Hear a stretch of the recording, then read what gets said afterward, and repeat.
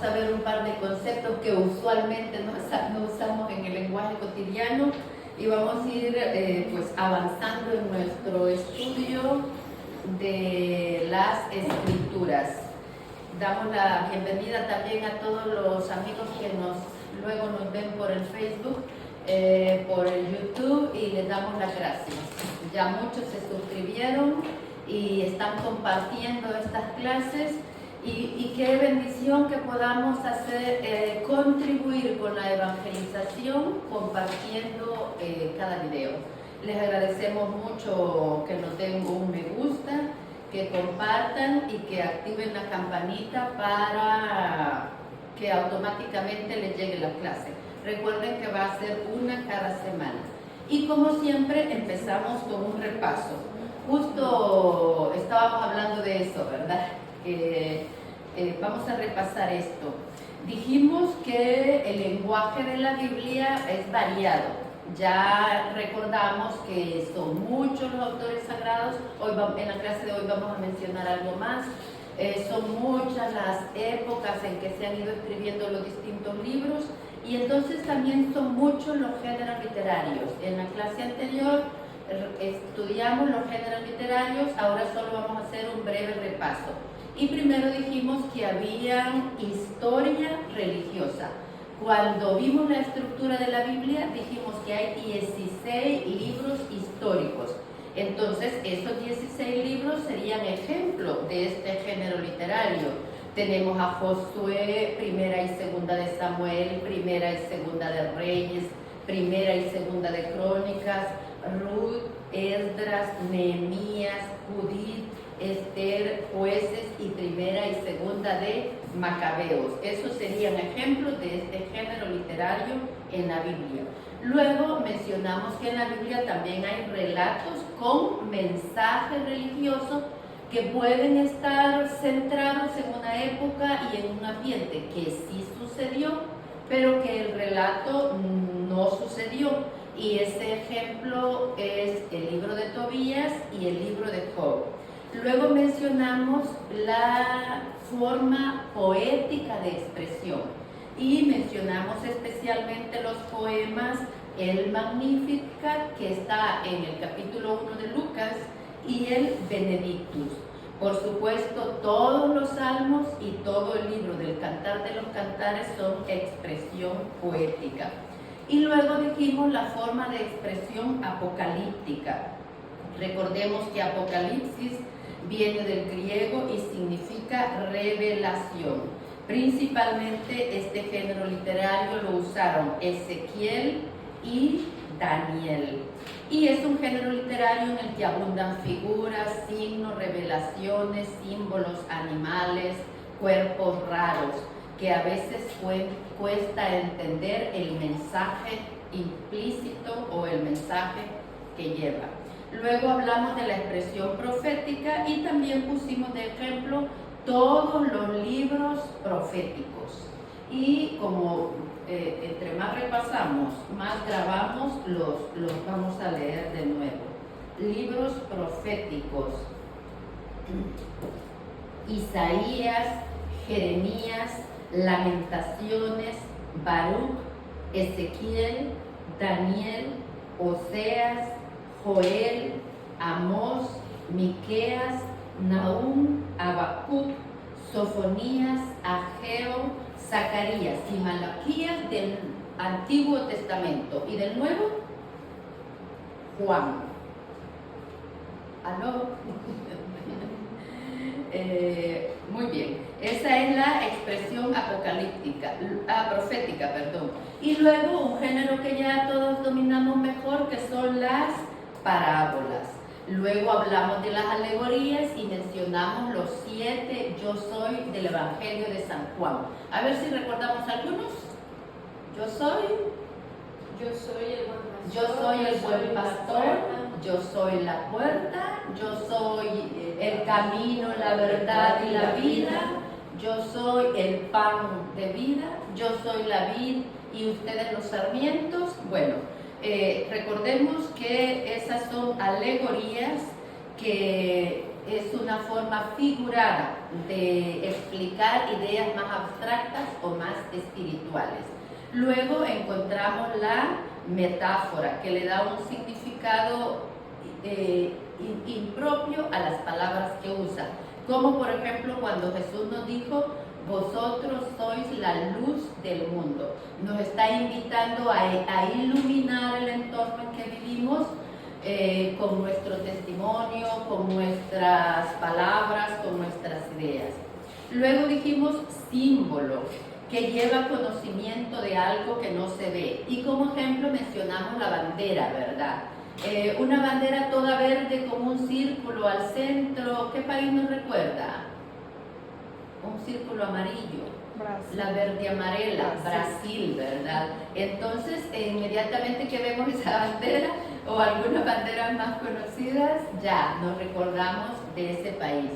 Y luego dijimos el mito, que en Jueces 9, 8, 15, los árboles se están poniendo de acuerdo para elegir un rey. Entonces, pues claramente sabemos que los árboles no hablan, ni discuten, ni se reúnen para discutir cosas. Entonces, ese género literario se llama mito. Y finalmente vimos los números simbólicos y dijimos que en el antiguo Egipto y en Mesopotamia se usaba mucho la simbología para los números y que el pueblo israelita se había contagiado de eso.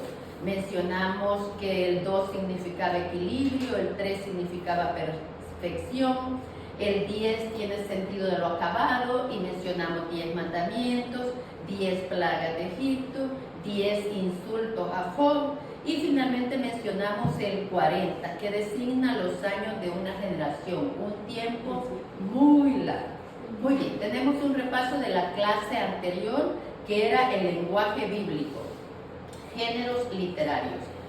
El tema de hoy es inspiración, revelación e inerrancia. Al ver el modo humano con que los agiógrafos o escritores expresan el mensaje divino, uno se inclina a concluir que la Biblia todo es obra del hombre y no, digamos una vez más, que es humano solamente el instrumento de que Dios se sirve, es decir, el escribiente, y es divino el mensaje que a través de él Dios quiere comunicarnos. En todos los pasajes de la Sagrada Escritura encontramos un mensaje divino, el mensaje de Dios, que lo escribe un hombre. Y con frecuencia decimos, el libro de Salomón, este libro es de Moisés, o este evangelio es de Mateo, porque es el autor sagrado. Pero debemos tener claro que siempre el autor principal es Dios, el Espíritu Santo. Y entramos ya al tema la inspiración. Y tenemos una pregunta, ¿qué se entiende por inspiración? A ver, ¿qué entendemos por inspiración? Lo que usted siente. A ver, lo que una persona siente. Como lo que nos motiva. Algo que nos motiva, ¿qué más? El amor. ¿Qué se entiende por inspiración? Es el influjo sobrenatural de Dios que ilustra la inteligencia y mueve la voluntad del escritor con el fin de que vaya escribiendo las cosas que Dios quiere comunicarnos a través de él. Eso es la inspiración. Es una influencia que Dios hace sobre las personas para que escriban su mensaje. No les va dictando, no baja uno a dictarles, sino que lo perciben interiormente. En otras palabras, es una influencia positiva de Dios sobre las facultades mentales del agiógrafo, respetando siempre su libertad, de manera que tanto los elementos divinos como humanos conserven el actuar y sus propios valores. Así la Biblia resulta a la vez obra de Dios y obra de los hombres. Vean qué hermoso, ¿verdad? Cada libro es obra de Dios y obra del hombre, porque Dios respeta su propio actuar, sus propios valores. En la clase anterior dijimos, ¿verdad?, que hasta su estado anímico, su estado psicológico influye en lo que escribe. Expliquemos estos términos. Primero, se dice que la inspiración es un influjo, acción, moción o influencia sobrenatural de lo que él le inspira. O sea, está inspirando a los autores y es una influencia sobre su actuar. Segundo, este influjo ilustra o ilumina el entendimiento para que conozca lo que va a escribir y juzgue rectamente sobre él. El autor sagrado juzga sobre lo que va a escribir, o sea, lo analiza, lo reflexiona, lo piensa. Y tercero, este influjo mueve también la voluntad humana para que escriba fielmente lo que la mente ha concebido. Dos potencias del alma son la inteligencia y la voluntad. Entonces, para que el autor sagrado empiece a escribir, Dios mueve las dos potencias, tanto la inteligencia como la voluntad. Hoy está muy de moda que decimos, ay, tengo que hacer tal cosa, pero no tengo ganas. O no tuve ganas. Nos regimos por las ganas. ¿Y en dónde residen las ganas? En esta facultad nuestra que se llama voluntad, en esta potencia del espíritu. Cuanto más fortalecido tenemos el espíritu, más fácil va a ser dominarlo hacia lo que queremos o podemos hacer, porque es una potencia del alma. Entonces hay una influencia sobre estas dos potencias para que surja la escritura y que sea palabra de Dios y mensaje de Dios. El Papa León XIII, en su encíclica Dios Providentísimo, explica con claridad estos conceptos. Pues el mismo Espíritu Santo de tal manera mueve con su virtud sobrenatural a los agiógrafos o escritores sagrados a escribir y los excita de tal manera, los asiste mientras escriben, que todas aquellas cosas y solo aquellas cosas que él mismo manda conciban en su mente con rectitud, quieran escribirlas con toda fidelidad y las expresen de modo conveniente a la verdad infalible. De otro modo, no sería el Espíritu Santo el autor de toda la Escritura Sagrada. Entonces vemos claramente, ¿verdad?, que es el Espíritu Santo el que les ilumina en el entendimiento y también les impulsa a la voluntad. Es que de otro modo sería difícil comprenderlo. El otro día que estábamos hablando, ¿verdad?, de que San Jerónimo tradujo toda la Biblia de griego, arameo y hebreo a latín. Es un reto grandísimo. ¿Cuántos años ha estado? ¿Cómo se explica esa constancia, esa perseveranza, esa aplicación?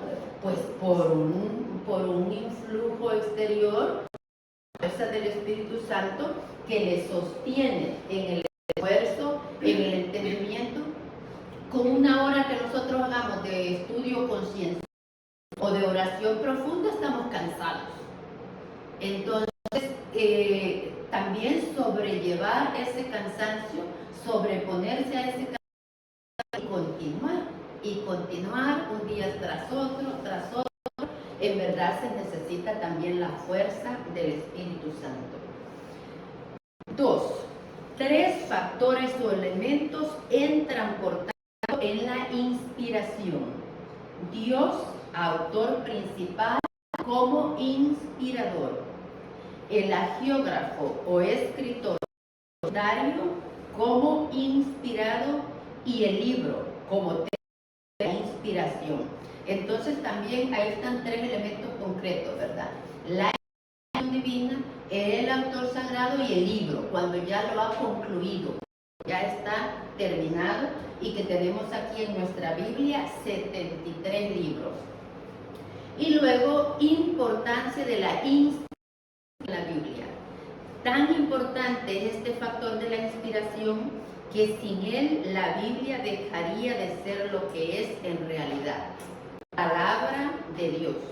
Podríamos considerar sus libros a lo sumo como sagrados porque su tema primordial se refiere a cosas sagradas, pero ni podríamos afirmar que Dios es su autor ni que sus enseñanzas son infalibles. Más aún, la inspiración es la única razón por la cual la Biblia está por encima de cualquier otro libro sagrado. O sea, ¿qué lo hace palabra de Dios?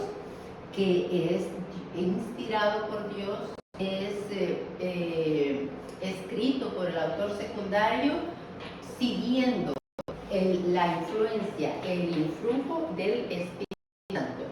Hay otros libros sagrados. ¿Recuerdan cómo se llama el libro sagrado de los mayas? El Popol Vuh. El Popol Vuh es un libro sagrado de los mayas, explica sus ritos, sus creencias. Y el libro nos pone de ejemplo el libro de los Vedas. El libro de los Vedas es un libro sagrado de la India y explica sus principios fundamentales. Luego el de los Qin en la China. Hace muchos años leí yo este libro de Lao Tse, es el Tao Te Ching, es el libro sagrado de la China, y la verdad que hace unas clases les conté yo que yo había copiado de ahí un principio que me gustó mucho cuando lo leí, y es tratar a los ancianos con exquisito cuidado y consideración. Un principio de ellos que no es ajeno al cristianismo.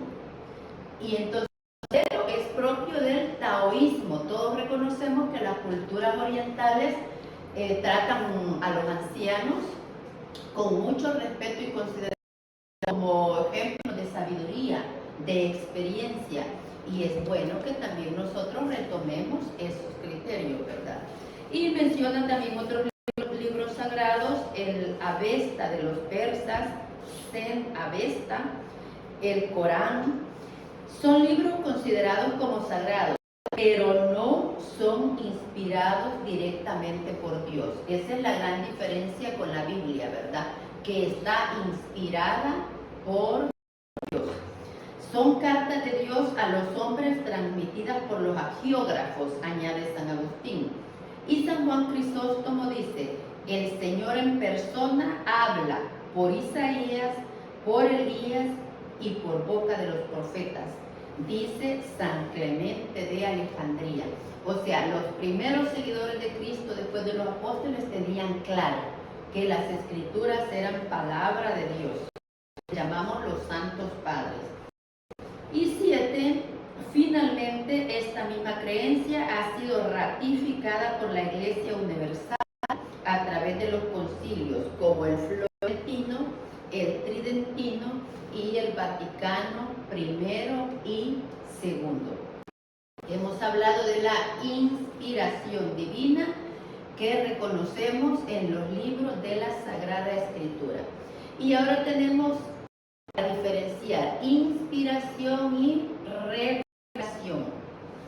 Después de conocer lo que es la inspiración, es conveniente mencionarnos también sobre el concepto de revelación y la diferencia que existe entre ambos.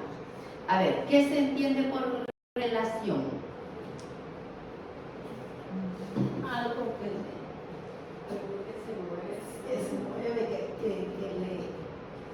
que a uno, digamos, le está avisando el Señor, pero uno no entiende. Algo que se nos muestra, que se nos avisa por adelantado. Dime.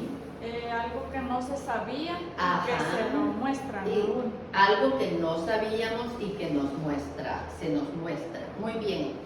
¿Qué se entiende por revelación? Revelar es lo mismo que descubrir, mostrar alguna cosa. Es como remover un velo que ocultaba algo, quedando ese algo al descubierto. Es, en una palabra, manifestar alguna verdad oculta o desconocida. La revelación divina es inmediata cuando es el mismo Dios, Jesucristo o un ángel el que la manifiesta. Y es mediante cuando el Señor se sirve de un profeta, un apóstol o un escritor sagrado para manifestarla. Inmediata y mediata. Mediata cuando es el propio Dios, Jesucristo, un ángel que la manifiesta. Y tenemos una revelación o un anuncio muy claro, ¿verdad? Cuando el ángel San Gabriel le anuncia a María. Entonces, esa sería inmediata. Y es mediata cuando se hace a través de un profeta, un apóstol o un escritor sagrado. ¿Nos quedó claro? Inmediata y mediata. No es lo mismo la inspiración y la revelación. Primero, el libro de Isaías 7:14. Ya lo tengo marcado por acá. Isaías.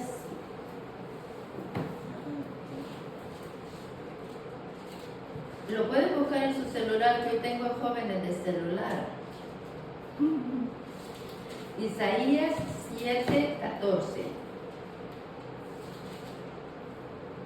7:14. Lo voy a leer desde el 10. El subtítulo dice: La Virgen dará a luz.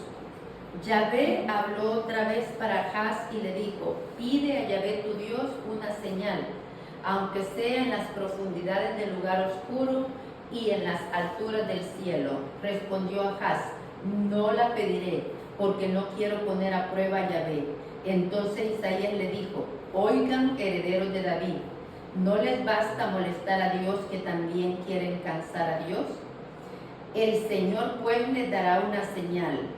La joven está embarazada y da a luz un varón a quien le pone el nombre de Emmanuel, Dios con nosotros. ¿De quién está hablando? De Jesús, ¿verdad? ¿Cuántos siglos antes? Mucho tiempo antes. Entonces, eso tenemos claro, es una revelación. Le revela al profeta lo que va a suceder. ¿Por qué la Virgen ya sabía de qué le estaba hablando el ángel? Porque ya la Escritura lo había revelado. Y se ve que conocía las Escrituras y que creía las Escrituras, porque inmediatamente le creyó al ángel. Entonces ahí tenemos un ejemplo claro de revelación. Dios revela al profeta que una virgen concebirá y da a luz un hijo, a quien ella llamará Emmanuel, que significa Dios con nosotros. Es evidente que el profeta no puede por sí mismo descubrir un hecho que sucederá siglos después y que nadie, sino Dios, puede conocer y realizar. Si el profeta conoce este misterio oculto, es por revelación. Esto es porque Dios se lo ha comunicado. He ahí un caso de revelación bíblica. Y luego tenemos otro ejemplo en San Lucas. En el prólogo de su evangelio nos dice que va a escribir una serie de hechos conocidos por lo acaecido. Así empieza San Lucas, ¿verdad? Diciendo que va a escribir hechos acaecidos y que ya todos conocen. Si ya han acaecido él y muchos como él ya los conocen. Por tanto, no hace falta que Dios se los revele. Sin embargo, estos escritos llevan inspiración de Dios, es decir, su influjo divino para que los escriba como Él quiere que lo haga. De manera que la información de estos hechos le vienen por otras personas y no directamente de Dios. He aquí un caso de inspiración. Entonces tenemos claro, ¿verdad?, qué es inspiración y qué es revelación. Como el otro día, Isaías, yo les conté, ¿verdad?, que me gustaba mucho este pasaje del eunuco donde le dice a Felipe, ¿verdad?, que no tiene quien le explique las escrituras. Figúrense, vamos a retomar el ejemplo de Isaías. Empieza en Hechos 8:26. Esta es un ejemplo también de revelación. Hechos 8:26. Un ángel del Señor se presentó a Felipe y le dijo: dirígete hacia el sur por el camino que baja de Jerusalén a Gaza. No pasa nadie en estos momentos. Felipe se levantó y se puso en camino, y justamente pasó un etíope, un eunuco de Candace, reina de Etiopía, un alto funcionario al que la reina encargaba la administración de su tesoro. Había ido a Jerusalén a rendir culto a Dios y ahora regresaba sentado en su carruaje leyendo al profeta Isaías. Era un alto funcionario con mucho poder económico porque iba en un carruaje y porque llevaba una copia del profeta Isaías, que no se imprimían como ahora, ¿verdad? El Espíritu dijo a Felipe: acércate a ese carro y quédate pegado a su lado. Y mientras Felipe corría, le oía leer al profeta Isaías. Felipe le preguntó: ¿entiendes lo que estás leyendo? El etíope contestó, que es una de las respuestas en la Biblia que a mí me encantan. El etíope contestó: ¿cómo lo voy a entender si no tengo quien me lo explique? Enseguida invitó a Felipe a que subiera y se sentara a su lado. El pasaje de la escritura que iba leyendo era este, Isaías 53:7. Lo voy a leer en Isaías para que veamos que ciertamente siglos antes ya estaba escrito. 53:7. Fue maltratado y él se humilló y no dijo nada. Fue llevado cual cordero al matadero, como oveja muda cuando la esquilan. Fue detenido, enjuiciado y eliminado. ¿Y quién ha pensado en su suerte? Pues ha sido arrancado del mundo de los vivos y herido por los crímenes de su pueblo. Vuelvo a Hechos 34. El etíope preguntó a Felipe: dime por favor, ¿a quién se refiere el profeta? ¿A sí mismo o a otro? Felipe empezó entonces a hablar y a anunciarle a Jesús partiendo de este texto de la Escritura. Siguiendo el camino llegaron a un lugar donde había agua. El etíope dijo: aquí hay agua, ¿qué impide que yo sea bautizado? Felipe respondió: puedes ser bautizado si crees con todo tu corazón. El etíope replicó: creo que Jesucristo es el Hijo de Dios. Entonces hizo parar su carro, bajaron ambos al agua y Felipe bautizó al eunuco.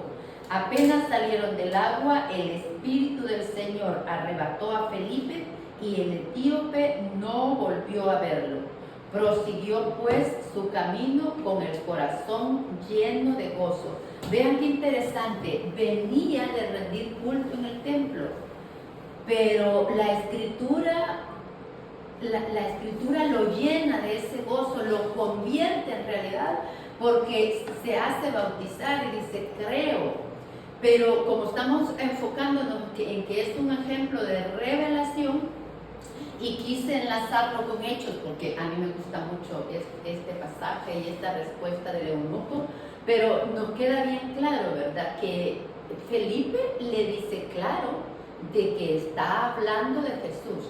Hay muchas confrontaciones y muchos estudios y muchas argumentaciones de si habla de Jesús en Isaías, de si habla de Jesús o si habla del pueblo israelí o del resto de los israelíes. Pero lo cierto es que Felipe es claro y le dice que está hablando de Jesús. Y tanto le cree el eunuco que se hace bautizar. Y dice además que ya no vuelve a ver a Felipe, pero él regresa lleno de gozo.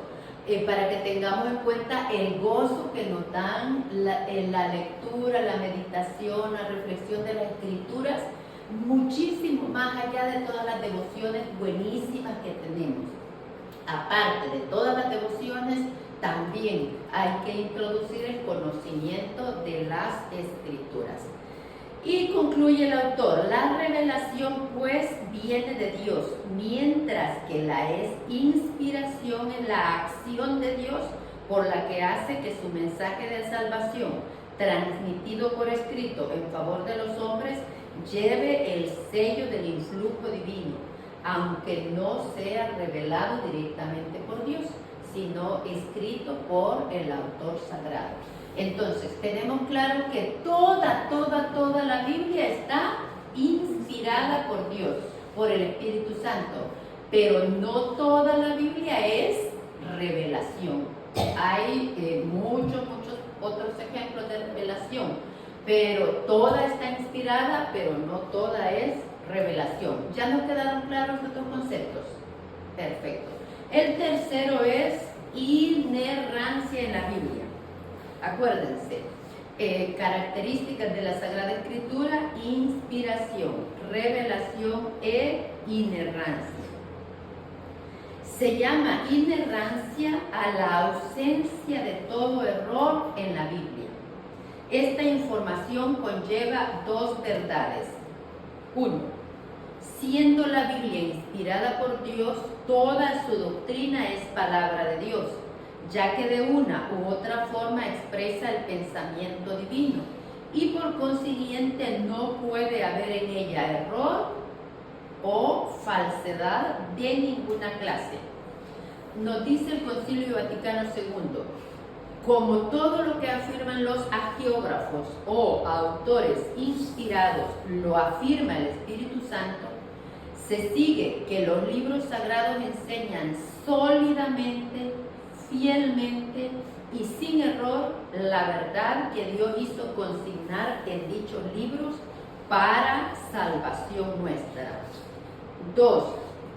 Que entre la Biblia y las ciencias naturales no puede haber oposición real, porque se argumenta mucho, ¿verdad?, que científicamente no corresponde la historia de la creación con la ciencia, y nos dice claro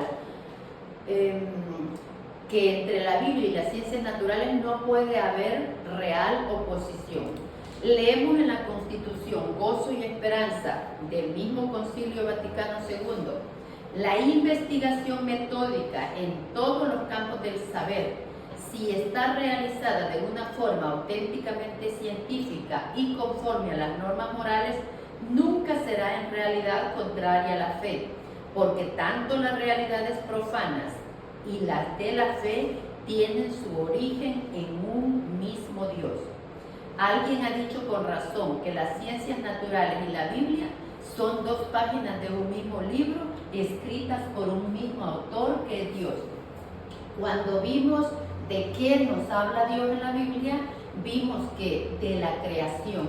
Dios nos habla en la Biblia de la creación.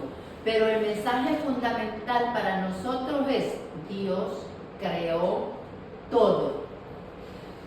¿Cómo lo creó? Dios tiene que limitar su mensaje al conocimiento de la época.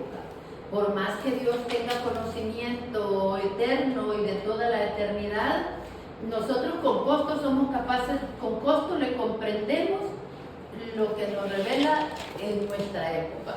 Figúrense si hace 1000 años hubiera revelado toda la tecnología, de acuerdo a la tecnología que hay hoy, pues en esa época se creía que la Tierra era plana y sobre eso pues construye el Señor. Serían como alegorías. No, ahora vamos a continuar. ¿Cómo resolver entonces las aparentes contradicciones que se presentan en la Biblia? Teniendo presente en todo momento este otro principio: la Escritura no intenta darnos directamente enseñanza sobre materia científica, sino que trata de darnos un mensaje religioso. ¿Cuál era el número 2 de los géneros literarios? El 2. Historias con mensaje religioso. Bueno, la vamos a corregir luego. La escritura no intenta darnos enseñanzas sobre materia científica, sino trata de darnos un mensaje religioso.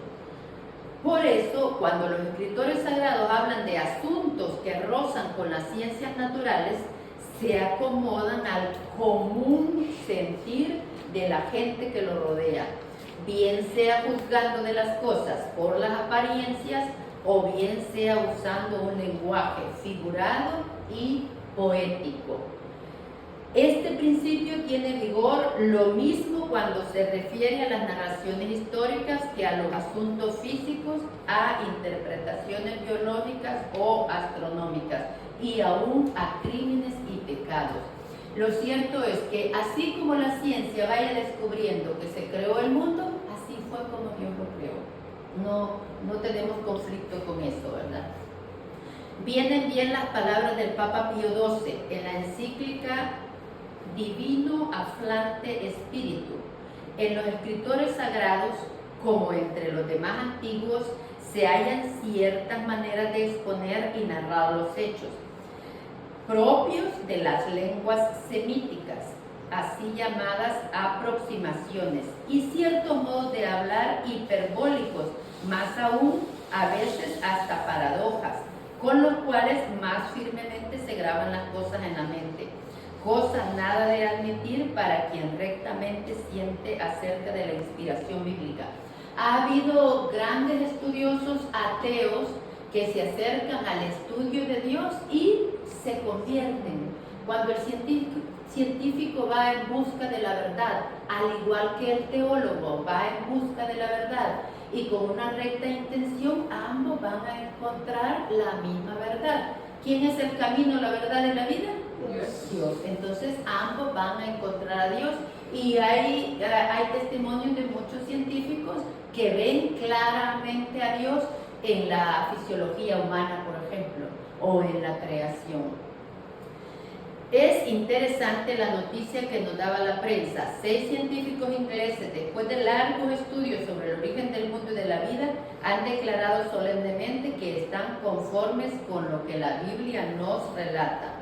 Existe un libro con este título, La Biblia tenía razón, en que el autor trata de despejar las acusaciones lanzadas por algunos pseudocientíficos contra ciertos pasajes bíblicos para concluir cómo la Biblia, a la luz de los progresos y descubrimientos modernos, sigue teniendo razón. Es bien importante eso, ¿verdad? Cuando nosotros nos acercamos a la Escritura, nos acercamos con corazón sincero, con humildad, con respeto, con sencillez, y vamos a encontrar un mensaje bíblico, un mensaje moral, un mensaje religioso. Así como no nos vamos al cine, por más que sean películas religiosas, no nos vamos al cine a evangelizar. A evangelizar nos vamos a la iglesia. Entonces también no voy a ir a buscar ciencia a la Biblia, aunque los científicos digan que no hay grandes contradicciones. Pero lo importante es que a la Biblia me voy a buscar un mensaje religioso. Hay personas que dicen, y yo lo mencioné hace días, ahora hasta los aparatos más pequeños traen manual.